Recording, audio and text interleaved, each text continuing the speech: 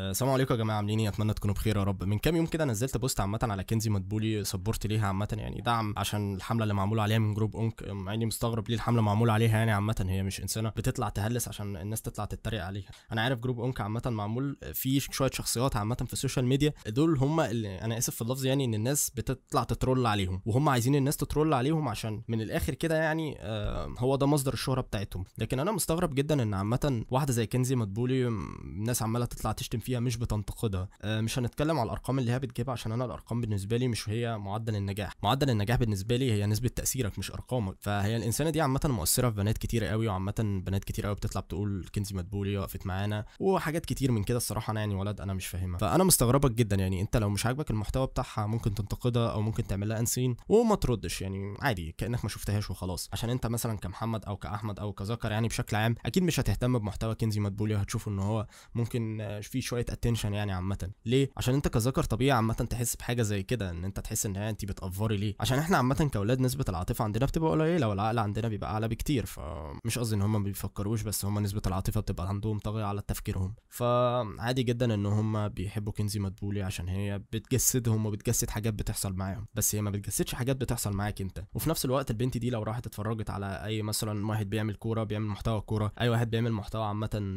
ذكوري شويه، يعني نسبه الذكور بتتفرج عليه اكتر، مش هتحب المحتوى يعني عامه. لكن هم بينتقدوا، انت ما بتنتقدش، انت بتخش تشتمها هي واهلها وابوها وجدها واختها وكل العيله تقريبا. فانا مش فاهم يعني. ففي الاخر تيجي تقول هي انسانه متبرجه اشتمها عادي. لا يا معلم، احنا ديننا مش معلمنا ان انت تشتمها عادي. بص انا مش انسان ملتزم وانسان مش ماسك سبحه، وبص ومن الاخر يعني انا كنت واحد بعمل رياكت من سنه سكه ودغري. بس بعدها بعد ما فكرت مع نفسي وانا في عز المفروض يعني لو انتوا بتقيسوها بالارقام فانا كنت في عز نجاحي. كان اقل فيديو عندي بيجيب 2 مليون و3 مليون، واوف بقى الناس بتقف في الشارع بقى، وقف بقى لسوع بقى واعمل وخلي وسوي ولسوع بتوع التيك توك. انا قلت لا انا مش عايز اعمل حاجه زي كده. طب ليه انا قلت انا مش عايز اعمل حاجه زي كده؟ عشان انا من الاخر يعني لما بضاعتي تبقى وحشه فهجيب ناس وحشه. انا مش محتاج ناس وحشه، انا محتاج بضاعه كويسه، وكده كده الزبون بتاعها هيجي من الاخر. فانا يا جماعه في البوست كنت بقول يا جماعه مباحث الانترنت دلوقتي شغاله، وعادي جدا ان اي حد يتحبس عامه عشان شتم حد وعمل كل الكلام ده. الناس دخلت عماله تتريق عليا انا اتحبس وانا هعمل فيها. فانا هحكي لك موضوع كده بدون ذكر اسماء طبعا. في انسان كبير قوي عامه في المحاماه كان منزل بوست عنده على الفيسبوك، واحد دخل عامه دخل شتمه على البوست. حلو الكلام. بعدها بثلاث سنين كان مسافر القاهره بيتحرر عن البطاقه بتاعته، لقوا عليه حكم غيابي. طب ايه هو الحكم الغيابي؟ سب وقذف انسان على السوشيال ميديا، على موقع من مواقع التواصل الاجتماعي. والمفروض انت تروح تحل الموضوع ده، وبيروح على الاسم على طول، وما اعرفش بقى بيتعرض على النيابه وحاجات كتيره قوي الا لو عمل تصالح عامه مع الشخصيه دي. فانت ليه تحط نفسك في حاجه زي كده وانت شاب زي الورد؟ ممكن تستثمر وقتك ده عامه في حاجه تفيدك لقدام. ما اظنش ان تضييع وقتك على السوشيال ميديا ده هيفيدك. كلنا اغلبنا عامه السوشيال ميديا مش حياه، السوشيال ميديا جزء من حياتنا.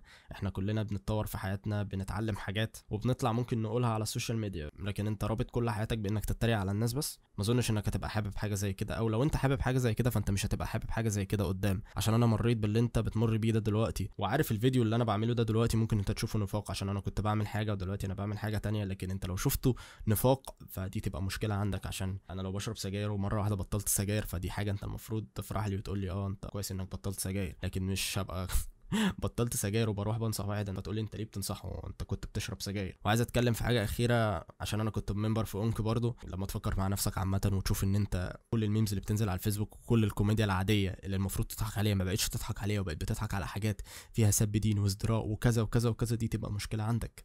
يبقى انت فعلا لازم تبدا تراجع امورك وتراجع تفكيرك، عشان انت بتضحك على سب دين، يعني انت بتضحك على شتيمه واحد بامه وبابوه، انت مش بتنتقد. ده مش انتقاد خالص. فرسالتي ليكم يا جماعه يعني عامه روقوا كده وما تمرمطوش نفسكم، انتوا شباب زي الورد.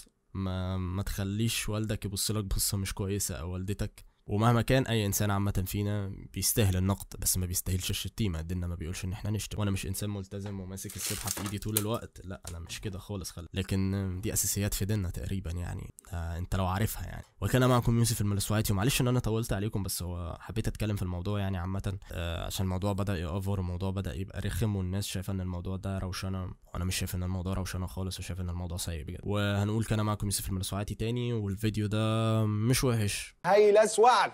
ومعلش بقى قلنا الانترو في الاخر. السلام عليكم.